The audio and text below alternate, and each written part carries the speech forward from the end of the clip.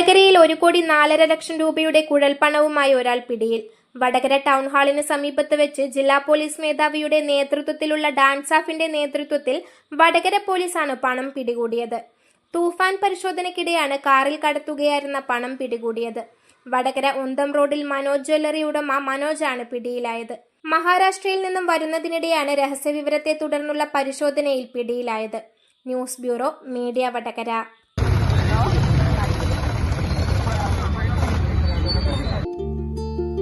വലിയ സന്തോഷങ്ങൾക്കിടയിൽ നഷ്ടപ്പെട്ടു പോകുന്ന ചില ചെറിയ ഇഷ്ടങ്ങളുണ്ട്. ബാല്യത്തിൽ എപ്പോഴോ എന്നോടൊപ്പം നടന്ന് എനിക്കൊപ്പം വളർന്ന ചില ഇഷ്ടങ്ങൾ.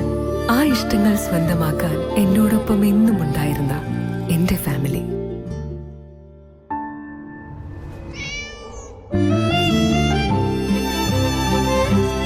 എന്റെ ഇഷ്ടങ്ങൾ എന്റെ ഫാമിലിക്ക് അറിയാം.